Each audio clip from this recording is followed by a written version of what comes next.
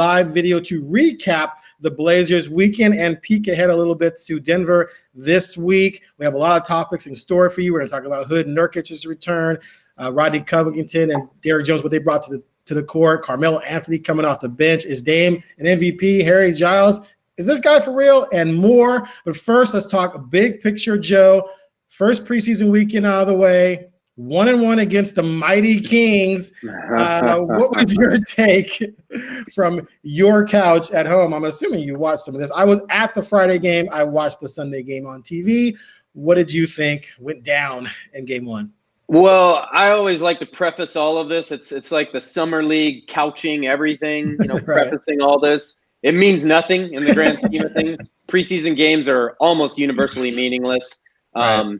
That said, I do think this year, as much as any other year, it does mean a little more, between the multitude of new pieces on the roster and then just these guys are still getting into shape and getting to know each other because of the pandemic and the limited training camp time. I think team had 3 workouts before game one and 3 full. Yeah. Yeah. And that was one thing that struck me is how in sync they kind of were, considering how limited, workout time they had. And obviously they shot well in that first game, which helps. But one thing that struck me through 2 games that I think is going to bode well moving forward is, you get so many new pieces together and you don't know how they're going to gel and how things are going to fit. Look back to last year for evidence number 1 of that. And what I've liked so far is the general unselfishness of this team. I've seen multiple times the passing up a good look for a better look or whipping the ball around to the 3rd and 4th option around the perimeter, passing one guy to open who passes it to another guy who's open. We saw it early in the second game against the Kings. CJ passed open a wide open shot, kicked it to Dame, who passed open a wide open shot, who kicked it to Derrick Jones Jr., who hit a 3. And how many times in history have both those guys passed up wide open shots on the same possession? 2% of the time they've been on the court together. So you look at that, I just think it's an illustration of A, the chemistry this team has early, and B, it really fits into everything that a Terry Stotts coach team is. He preaches trust the pass, and he has for years here. And his offense, his flow offense is predicated on ball and player movement. And I really liked what I've seen out of the unselfishness of the team, of the ball movement of the team. It seems like a lot of the new guys have a good feel of that. And then kind of moving forward, a lot of it is what we thought might be. And that's that this team has a lot of depth, has a lot of versatility. They can play inside, they can play outside. They are markedly better on defense, which you've seen through stretches now. Right. Nurkic didn't play in the first game. Rodney Hood didn't play in the first game. Different starting lineups for both games. Dame and CJ didn't even play in the second half of the second game, right? Correct. So, again, it's preseason, so take it for what it's worth. But, I like what I've seen so far for kind of an early taste of what we're going to get moving forward. Yeah, I agree with everything you said there. It was obviously noticeable that these guys enjoy playing with one another. They pull for one another. They encourage one another. I asked Rodney Covington about that yesterday, actually, and he said pretty much that when you love coming to work and you like who you work with, you're going to play well together and demonstrate that camaraderie. And it's nice to see, especially when you're adding key additions. But they did add 2 main additions who fit a specific role that this team needed, so it was easy for them to blend right in. One thing that was interesting about the weekend was that it was bizarre watching an NBA game in that arena with no one there. I mean, there's only media and staff there, people working on TV production as well. That was bizarre. They went through the entire introductions. The PA guy even said, "Get on your feet" for the introductions. And I was looking around like, is he talking to us? So that whole situation was sort of surreal. You could hear the ball dribbling no matter what was happening. You could hear them talking to each other, even from where we were in the up. I didn't like where they put us, by the way. So that was a bizarre situation. The players said, because we asked them, how different was it from the bubble? Whereas in the bubble, you were in smaller arenas. They were throwing a lot of video and media information at you and lights and flashing and the mock fans. So it was more intimate, as Carmelo said, as opposed to being in this basically an empty arena. I mean, I was actually laughing to myself because I was thinking like, this is reminding me of semi-pro with Will Ferrell and his team playing in empty arenas. So I thought that was bizarre. What'd you think from watching at home? I mean, it is odd, and I think we've all kind of gotten a little or grown a little numb to it, just for those of us who have watched football, for the last few months. But it is striking, especially for an NBA arena, because it's so cavernous, and right. It's like being at a regular season game in Detroit. You kind of have to feel for that, and a lot of times the Blazers would go to these games at Detroit. Maybe it's at the end of a trip. It's lifeless. It's hard to get up and get motivated for that. And so I think there is going to be a bit of an adjustment for them to, kind of get used to that atmosphere. I do think the 22 teams that played in Orlando will have a slight advantage over the other 8 early on, just because they have experienced it to a certain degree. But I will say, though, that it's more so than the bubble. At least it's your normal atmosphere, and it's the normal 30 arenas, and it's the same music and the same intros and all that. So I think there will be a little bit of an adjustment. I would only assume, but I mean, you could speak more to just, it's got to be hard to get up emotionally for something like that. I guess you settle into it over the course of a game, but I don't know. Yeah, fans juice up players. There's no doubt about that. Inherently, human beings love to show off, right? So the more people, the better in that regard. And so I do think there's going to be some impact. But man, in the bubble, those guys were playing. They were playing hard. They were playing at a high level, and the scoring was up, shooting was up, which could have been due to the smaller arena maybe. But I think players will find their motivation because there's a lot on the line. You still want to try and win, but at the end of the day, there's no way it can possibly be the same. And I mean, Dame comes down, throws a no-look alley-oop to Derek Jones, and the only people you hear cheering are the other guys on the bench. That's going to impact you. I just can't imagine how that doesn't, as opposed to 20,000 people in that place going bonkers. But these are professionals. They'll perform well. It just will be an adjustment for all. I guess I do looking down the road at what it might mean wins and loss wise, or at least advantage wise, is maybe there's no home court advantage anymore. Yeah, it balances out. Yeah, it really does, because when you look at the Blazers, that historically has been one of their larger assets, is that home court advantage. And going around the league, you really over the years grow to appreciate how passionate and how energetic the Blazers fan base is. And most games are sellouts, certainly by compared to the rest of the league. It's a loud and dominant crowd. So it'll be interesting to see whether that has an impact on teams when they come into the Moda Center, and we'll keep our eyes on that. One thing that was nice to see last night, from more of an emotional perspective, and certainly from a fan base that has dealt with its share of injuries over the years, it was heartwarming to see Rodney Hood make his debut, and to do it at the Moda Center, and to come back last night and in the last game, and also just to see Nurkic back in an NBA arena too. We saw him in the bubble, obviously, but his first time in Portland from where he actually suffered the injury. So I guess from a perspective, I wonder what you thought out of their returns, to the Moda Center. Again, this would have been better with fans. Hood even said that he wished the fans had been there to welcome him back, but he felt emotional about it because that's where he went down on December 6th of last year and hadn't played in a game since.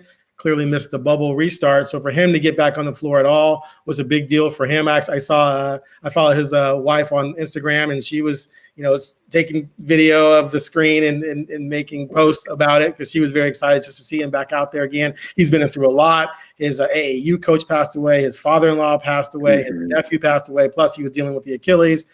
So for him to be back out there was a big moment for him as well as the team. 1 for 4 from the field, but that one was a nice spinning fadeaway jump shot near the baseline. Looked pretty good. He's going to bring a lot to this team, no doubt. Nurkic hadn't played in that arena since March of 2019, right? Yeah, that's when he broke his leg. You were there for that. Again, fans would have gone bonkers had they been there for that. He didn't do much, and who cares? He hadn't practiced at all because he came in late and had to go through COVID protocol. But, from your perspective, you covered these guys when they were playing before. What did you think about what it meant to this team to have those two back on the floor at Moda? Yeah, I think more than anything, just clearing that hurdle of being back in that building and for Rodney getting back on the court in a game, it's a big mental block regardless of what the players say or how much they downplay it. And, the emotion of something like that, you do have to process that emotion and get past it. And so, having that moment, I think will prep them for moving forward. I do think the Blazers need to be pretty cautious about Nurkic and how they approach him. And they were, he played 12 minutes probably or something like that. 13, yeah, 13 minutes. So, that was smart. And I think they should probably do that, build him up slowly over the next couple games, which really is an issue that I think we're going to see certainly for a while in the NBA is how many minutes do these guys play? And not just the guys coming back from injuries, but some of these guys who had deep playoff runs and we're just when you think about it, a few weeks removed from the bubble and everything that went on there. So that'll be something worth monitoring moving forward. But, big picture, Nurkic is so vitally important to everything this team does on both sides of the ball. They absolutely have to have him back, engaged, playing at a high level. And I really do think he is poised, if he takes that next step, to be in the all-star discussion at center. And I think we're going to see that kind of elite for him.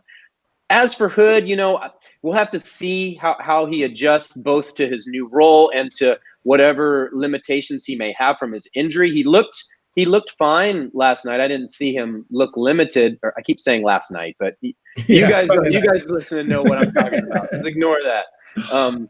And so it'll be more of a gradual return for him, I think. But just again adding more pieces to this team that is really, 10, 11, 12 deep. It's pretty stunning to look at the sheer depth of the team. Yeah, other than the bubble session for Nurkic, he's never played more than 29 minutes per game for the Blazers. And that was actually his first. Actually, he got traded to Portland. And since then, the previous two seasons, 26, 27, he was 31.6 at the bubble. They want to keep him right around under 30 because they want to keep him fresh. So that's why I wonder if he can be MVP caliber without playing 35, 36 minutes to get the numbers he would need. Because if he played those types of minutes, his numbers would jump up. He'd be more like a 22, 10 guy, which would be MVP caliber. So it'll be interesting to see what they do with his minutes. They brought in Cantor. Collins is going to be back. He can play center. Giles can fill in the center. And they can go super small if they want. Dame, CJ, Trent, Jones, Covington, and just run people to death against teams where they have the advantage in terms of playing small ball. So I think they're going to monitor his minutes all season long because they want him at the end of the season for sure. By the way, you had a wild Freudian slip in there when you said MVP instead of All-Star. So you got Nurk on the MVP radar. Did I say MVP? Uh-huh. Oh, maybe because I wrote about Dame MVP earlier today. But good catch. We'll talk about that later. Okay, so moving on, clearly the two big pieces this offseason that Neil Oshie added were Covington and Derrick Jones Jr. We saw them in action for the first time. What did you think? Well, two things. First of all, it's very much in limited sample size, very much what we thought and very much what we expected, very much as they have been billed to be. Long, rangy, athletic guys, versatile. They can shoot. That's one thing about DJJ that really has surprised me is his shooting. I think he made both of his threes in the first game. He was 2 for 5 from 3. Correct me if I'm wrong, but he took the first shot of both games, which were threes. And so he certainly did in the second game. And so you like to see that aggressiveness, and you like to see him. He has to have that threat of shooting that three. And that's been one of his weaknesses in his short NBA career. He kind of brings that different dimension of a slashing and a cutting guy, which this offense has needed. It was something that Mo Harkless was so good at during his time with the Blazers, adding that easy, dive to the basket that clears things out and gets easy scoring chances. Speaking of Mo Harkless, he was starting. You see that?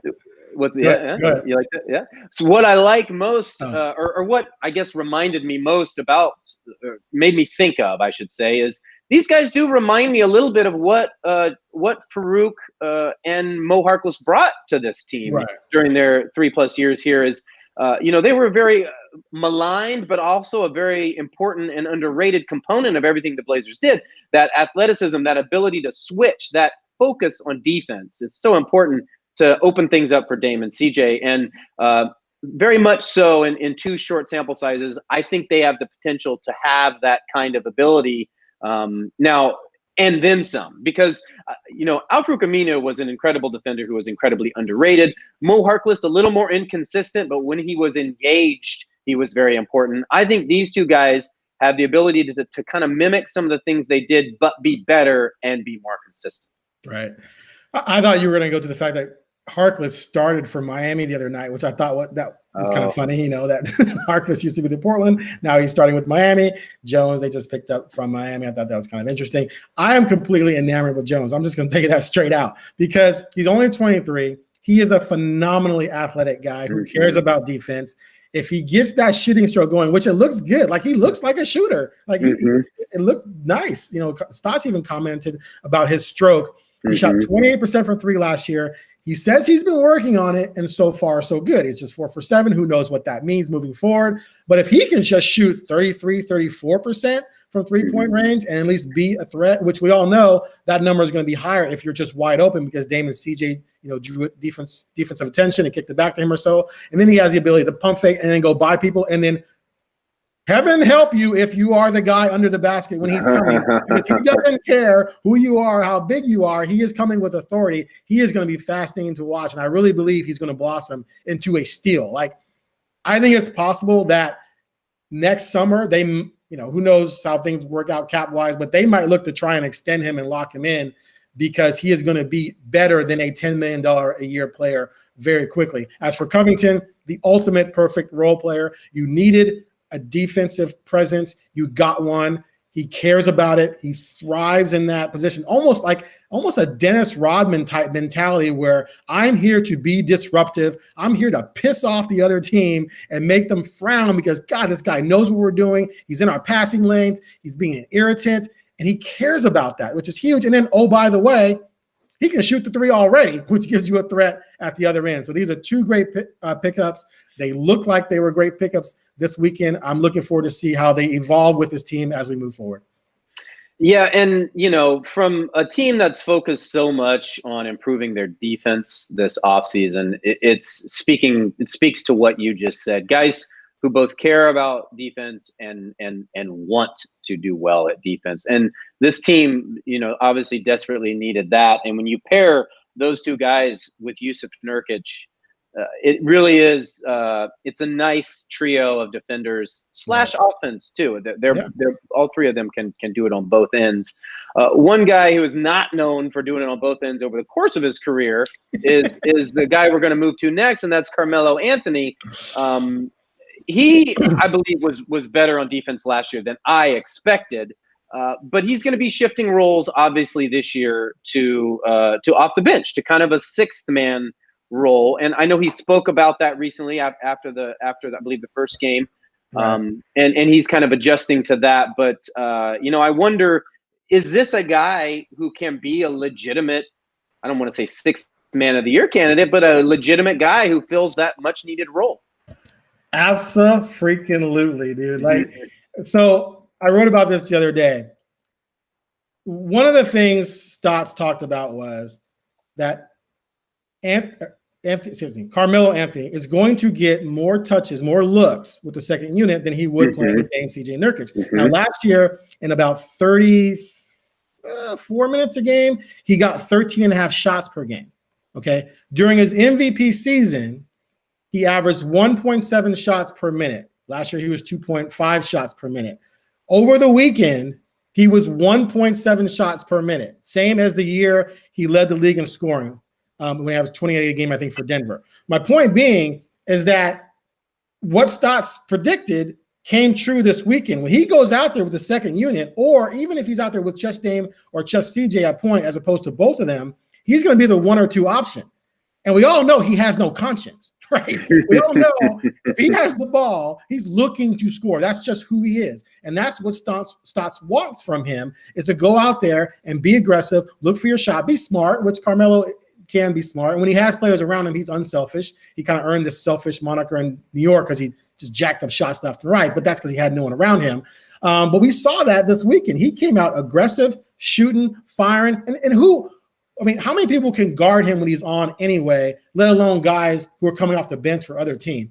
teams. There are not very many. So someone else, a 6th, 7th, 8th, 9th man, their 3rd or 4th best forward, guarding Carmelo Anthony is going to be at his mercy. I truly believe he's going to average close to the 15 points he averaged last season when he started, coming off the bench, and he's going to be extremely impactful late in games when they need a bucket. Because when you need a basket, you're going to have him out there on offense because he's an offensive threat. You take him out when you're trying to make a defensive stop. So he's going to make big shots too. I absolutely believe he's going to be in the hunt. Now, Lou Williams, if he's still coming off the bench, that guy's just, he's a machine. He scores in different ways. Maybe you're not going to be able to beat out someone like him. I think he has 3 already. But Carmelo Anthony, as far as I'm concerned, is going to be in the top 3 voting, and end up in the top 3 for voting for 6th man of the year at the end of the season. It's possible. I would like to. It's going to happen. It's a role that the Blazers have been desperate to fill for a while. And we've seen multiple candidates come in from time to time and have their chance. Kent Bazemore was supposed to be that guy last year, didn't pan out. Seth Curry, kind of filled that role to a lesser degree. And so I think he's come in with the right mindset. And I will say this. I find it a little interesting that we're all making such a big deal about Carmelo Anthony coming off the bench. Like, my man's almost as old as you. So it's that time of his career, and he's really younger than me. And so, I'm flipping you crap, but I'm old too, is what I mean. And look, this is what he signed up for. This is the role that he came into. So yeah, there's a different emotion and a different energy or whatever he said.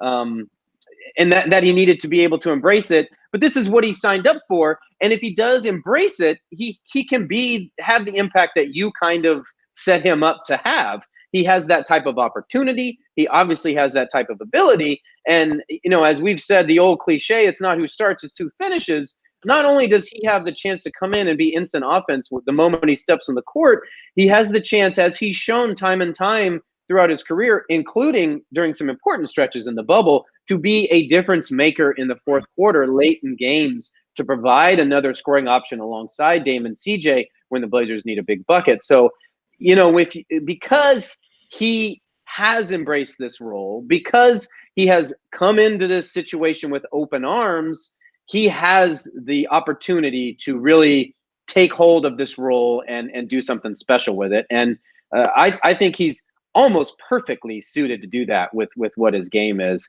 Another guy who is so far. I have one more Melo point before we move on. The reason why I give him credit for accepting this is because it's so unusual. Most megastars do not go for this. They will leave the league if someone tells them they're a backup, let alone if they're out of the league for a year. And when I asked him Friday night after his 21 points, I was like, how tough was that for you? And as I'm asking the question, he's like going, basically saying, yeah, that was weird for me. That was unusual for me. It's an ego thing. He's been a basketball god probably since age 7?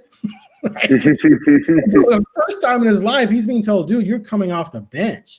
But he's intellectual enough to recognize that A, that's extending his career, B, it's doing it on a really good team that he has a chance to win with. And Carmelo has not done much winning. As a matter of fact, he made the playoffs last year for the first, I think he only made the playoffs once with New York, right? If that. And I think with Denver, Denver, they went to the West Finals, but he hasn't done a lot of winning in the last 10 years. So I do give him credit for something that you and I can probably say, what's the big deal? Come off the bench. But that mentality that these guys have, that's a huge hurdle to overcome. And we've seen a lot of guys not be willing to do that. So anyway, moving on. I stepped on your toes anywhere. You're supposed to lead us into the next segment. Oh, okay. Oh, no problem. That was my bad. So another guy that, people are clearly enamored with, and rightfully so, because he had a really good weekend against his former team, is Harry Giles III, who was picked up as a free agent after the Kings refused to bring him back and give him his 4th-year option. He spent 3 years with the Kings. Everyone who knows the story knows he was the number 1 rated player in the nation coming out of high school. He had knee injuries that hindered his progress at Duke. 20th pick by the Blazers. They trade him to the Kings for the rights to Zach Collins. Now he's here with the Blazers. He's 100% healthy. He wants to put the injuries in the past. He looked good, but what does it really mean, Joe? Well, first of all, let's detail how good it looked. The opener, 18 points, 14 rebounds, 3 steals, 2 blocks, 25 minutes, exceptional production. His second game, 19 points, 13 rebounds, 3 assists, and 1 block, two steals also in 26 minutes. He shot 6 for 11 in that game. All-star. And he shot 8 for 13 in the first game. Now, the number that sticks out most in both of those is 25 and 26, which is the amount of minutes he played in those games. And I have a hard time seeing him carve out a role that is going to, create that much playing time for him. That said, I never envisioned a scenario in which he had that much production, even in 25 minutes. So already he has exceeded my expectations. And it wasn't that I didn't think he was a good player. It's just that thus far in his career, between injuries and opportunity, he hasn't had the chance to show that. So already I am impressed with what he's been able to show. And going back to us doing these videos before free agency started, we talked about the guy that Neil Olshey always finds, who plucks off the garbage heap in the NBA. And time again over the years, we've seen him do that. From Mo Harkless to Amino that we mentioned earlier, and I could go on and on down this list, Ed Davis, so on and so forth. This might be his next kind of hidden gem that he's uncovered, because a guy who has this much ability and this much motivation on a one-year deal, it's kind of a prove-it deal. It's obvious he was motivated to play his former team, and how a team doesn't just pick up an option on a guy like this with this much potential is beyond me, but it's so fitting Kings that I guess I shouldn't be surprised. But the problem we're going to have here is playing time. And look, let's just go over the Blazers' quick 10-man rotation right now.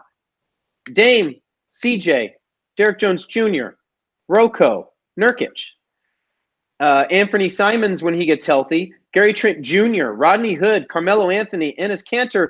That's that's a deep 10-man rotation right there. We haven't even talked about Zach Collins, who is going to be coming back in another month or two. So, man, where is the place for him? Where is the fit? We'll see if he gets a role, but he is certainly a tantalizing piece from what we've seen so far.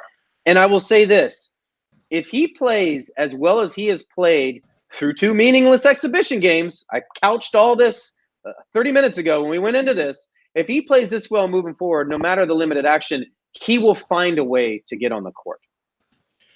So, trying to be nice here, because Giles is on my list. Guy. I know Giles is on my list of guys I want to see Portland get, and then I took him off after they traded for Kanter. He was on my free agent list, but still, when they got him, I was like, yes, I love this type of project.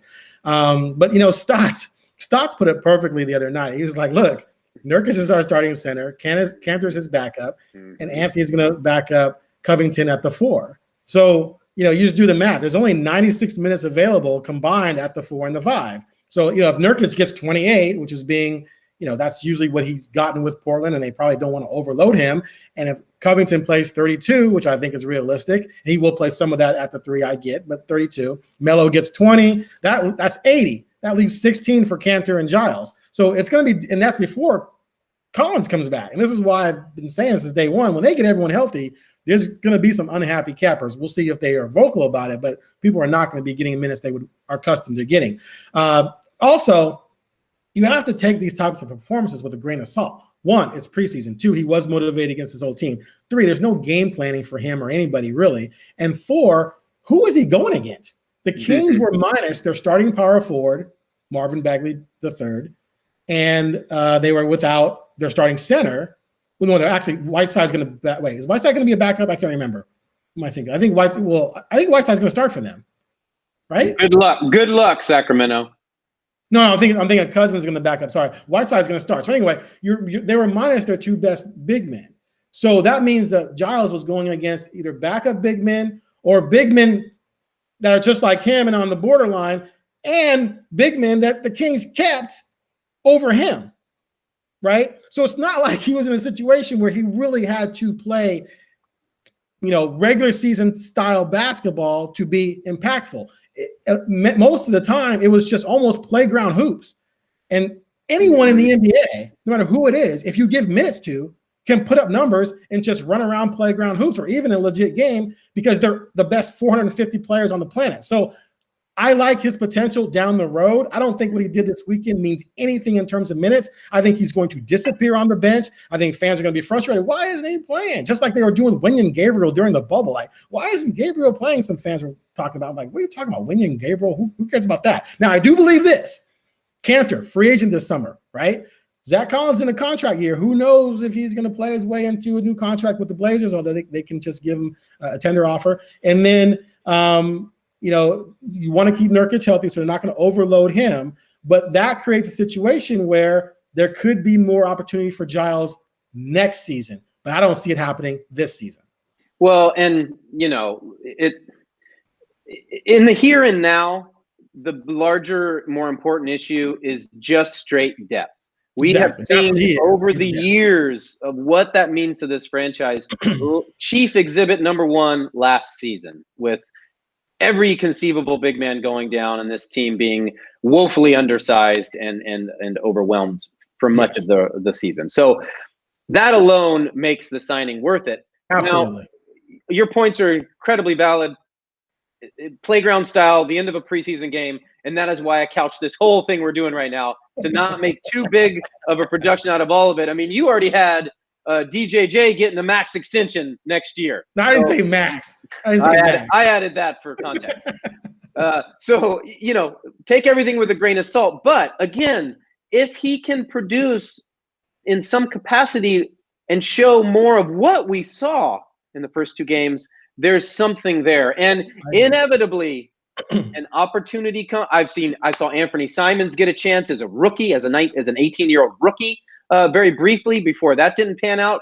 It happens. Guys get a chance, and it's what you make during those chances. And, maybe to the larger issue that you brought up, there is a lot on my guy Zach Collins right now. And I think this puts even more of an onus on him in this prove it season, because the Blazers are going to evaluate both these guys who fill a similar role to look at maybe who makes the more sense long term. Two guys in the same draft class, two lottery or first round picks, not two lottery picks, but two highly regarded players. So that'll be, I guess, worth keeping your eye on as we move forward. But hey, I'd rather have too many options than not enough. I think the whole thing of having the other way is ludicrous. Especially given, one, the season's ramping up sooner than usual. Two, we got the COVID question. Mm-hmm. We've seen what COVID's done for the Pac-12. Anybody that plays fantasy football has dealt with the COVID question all season. So we can put ourselves in Neil Olshey's position and what he's trying to deal with. And we're talking about 15, 14 guys here instead of 80 or 50, on an NFL team. So, yeah, for sure, I get it. Although, come on, vaccine, let's get going. Let's pump those vaccines out. All right. We've alluded to Dame and MVP being linked together. This subject came up yesterday during Lillard's media availability. He had several comments about it. One being, I go into every season thinking I can lead this team to a championship and win an MVP. Do you think this is the year he could maybe get that done? Right now, based on oddshark.com, he is plus 1,800. There are 8 players ranked ahead of him in terms of having lesser odds of winning the title, or winning MVP, which makes him basically 9th ranked on such a list. What do you think his chances are? You saying I should just go put like $100 down just to try to strike gold there? Why not? 100 wins you 1,800. That's a nice. I think that there's good value, as the gamblers would say. Yeah, agreed. Going back to Damian Lillard and his mindset, this is a guy who thought he was going to win Rookie of the Year the moment he stepped on the court as a rookie. This is a guy in his second year who thought he was going to be an all-star the moment he stepped on his court as a second year. This is a guy who year in and year out thinks of himself at a certain level that maybe others do not. I think finally the world is caught up to how he thinks. And, this is a multi first or second team All-NBA performer. So, yes, every season in his prime, he should be in the MVP conversation because he is one of the top 10 players in the league. Now, will he be an MVP? He will be in the conversation depending upon how his team does. And that always is the case with the MVP. James Harden's won an MVP. Would he be your MVP now? Russell Westbrook has won an MVP. This guy, I mean, we'll save that for a different time. Triple dub, though. But go ahead. Exactly. So, yes, he will be in the MVP conversation because I believe, and that was one thing I didn't mention in big picture looking at this team. When I watched them that first game, and again, I take all these preseason games with that, a grain of salt, but this looked like a good team. It felt like a really good team. It played connected more so than it should have for a first preseason game with 3 training camps. Last season, with all the hype on them, they never looked as good as they looked, or almost never early on. And so this is a different team that I believe is going to be very good. And so as good as this team is, that is how good Damian Lillard's chances at an MVP will be. He's going to put up the numbers. There is this much of a doubt percentage-wise about that. The question is, what are the numbers in the Blazers win column and how, successful they are? If they can back that up, then yes, he will have a legitimate chance. So he finished 4th in the MVP voting in 18 when they were the 3rd seed, lost out to Harden, who led his team to 60-plus wins and had just a ridiculous year. In 19, the Blazers finished 3rd again in the Western Conference. He finished 6th in the MVP voting. Giannis won it that year with just better numbers. What's interesting is last year was his best individual season ever by far. 30-8. His shooting percentages were both career highs in threes and field goal percentage, but they were sub 500 team, right? And he said this himself. He says, look, I know that we have to win for me to be in that discussion, but I do think I can be in that discussion. I do wonder if his numbers come down a little bit because of the makeup of this team compared to last year's. It's a better, deeper team. If they are winning, that could mean less time on the court for him. I don't think playing him 37 and a half minutes per game now that he's crossed over to 30 is smart. I think you want to be able to play him more like 34 if possible and save those 38, 39-minute nights for really intense games. So I do think his numbers might come down. I think they need to go 50 and 22 for him to be a serious candidate because there's just so many other stars out there on good teams. But I think he's definitely going to be in the mix again. It'll be fascinating. One quick history lesson. There have been a couple of exceptions over the last 55 years to the winning rule. Westbrook, you mentioned, they only won 47 games, which is pretty much one of the lowest number of win totals the MVP has had, but triple-double, which is something he chased. I mean, it was one of the most obvious things ever that the guy was chasing a triple-double. So half of his rebounds were absolutely bogus. We all know that. Lillard's never going to try and do something as corny as that. And then I went back to 1976. Kareem Abdul-Jabbar averaged 27 and 15, I think it was. They went 40 and 42. He was MVP, but that was Kareem Abdul-Jabbar. Usually, your team has to do really well, and of course, you have to have really good numbers to go along with it. All right. Yeah, and I will say this too, and it's my turn next, so we're good here.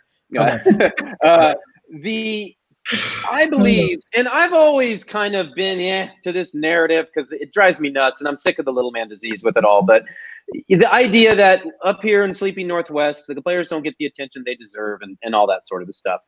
I do kind of came around a tiny bit in the bubble because I believe the way that Dame played in the bubble on a different stage in which all of the basketball world was watching all of these big important games. They were the most compelling games there because they're the only team really chasing something for most of the. And not only that, we were in the more of an early to mid stages of the pandemic when people were craving sports, and we're talking about basketball back and the playoffs and all that stuff. So it was more people who cared, at least, were watching, glued to every game, and so I believe his performance there and some of the ridiculous performances he had, validated him as a superstar. Now, here's a guy who has a $100 million sneaker deal, is on commercials. He's on, he's a Gatorade athlete now. He's a multi-All-Star, multi-NBA player. So in NBA circles, I always dismissed the idea that he was disrespected, certainly over the last 4 years or so. Yeah,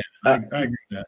But to that next level fan or that next level basketball person, it took him to that next level. And so, again, going back to, kind of my first point is I think the rest of the world finally caught up to Dame and where he's at. So I think there'll be more eyeballs on his performances. I think he automatically now has more respect than he had back then. And so all that will kind of fuel, assuming the Blazers play well, his chances with that. Still, we do live in LeBron's NBA, and Giannis, is Giannis, and so take all that for what it's worth.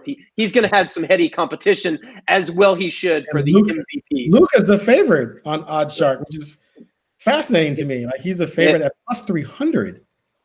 Well, I wouldn't lay money on that, but I just don't know how is Dallas going to be a top 4 seed?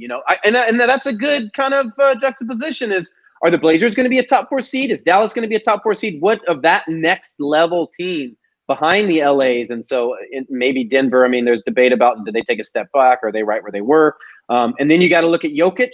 If Denver is who Denver is, how much credence does he get? And so Anyway, we'll have plenty of time to talk more about that. Right now, though, you really like talking about exhibition games in the preseason.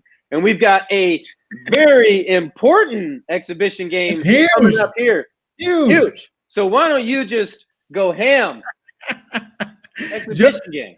Truth be told, Joe didn't even want this on the rundown, but I'm like, we got to spin this thing ahead. He's like, no one cares.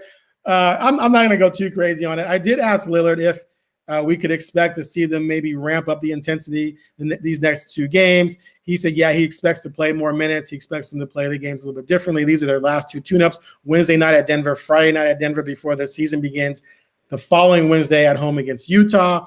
I expect them to definitely play differently. I expect Denver to play differently. This is their first real test against a good team, albeit in the preseason, but still, this is a team they're going to be battling with. Like, it could really come down to Denver and Portland for 3-4, or 4-5, who knows? So I do think, and plus they played each other in the West Finals a couple years ago. So I think it's going to be intense on Wednesday, at least more so than a normal exhibition game.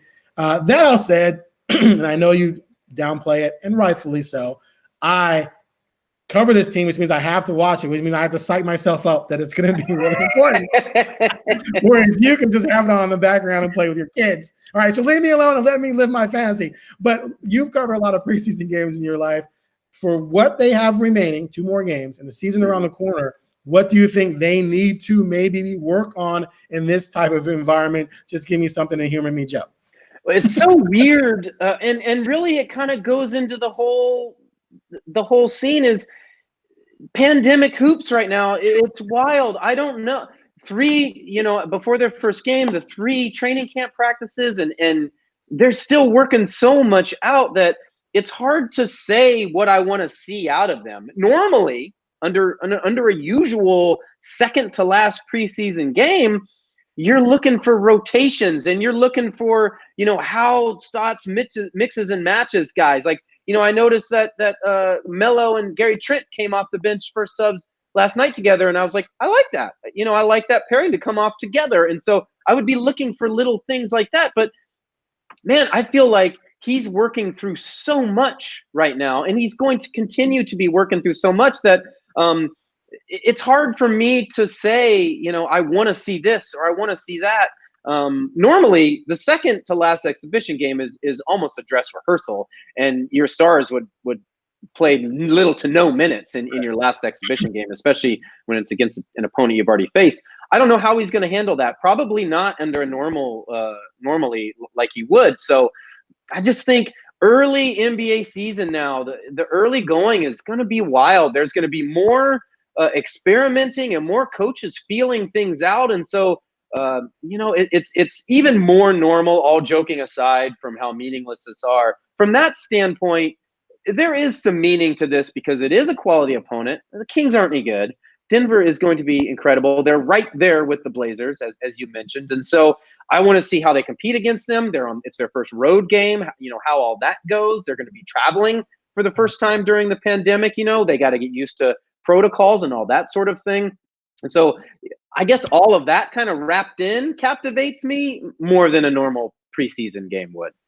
There you go. Is that good? Is that good? Thank you very much for humoring me. I appreciate that. I think Wednesday is going to be a lot of fun. I think that's going to be an interesting game. I think both teams are going to play the win for most of the game. I do want to see how this team operates against a better team when it's going to be a little bit more intense. Friday, I agree with you. I think they'll come out Friday early, looking to play hard and try to win the first quarter. And then I think they'll taper off after that. So it'll still be interesting. Let's face it, we all want to get to the preseason or to the regular season. And those first 6 games are going to be rough. We're going to talk about that next week. But unless you have anything else, I think we've exhausted this. We've covered a lot of areas. Good job. I think we're good, man. You fans enjoy these last 2 exhibition games because it's getting real here in a hurry. So. Yeah, and we'll be back next week to talk about the Denver series and any news that may have taken place between now and then, as well as preview the upcoming season, especially the first handful of games on a very tough start to the season for the Blazers. Thanks for joining us, and we'll see you next time.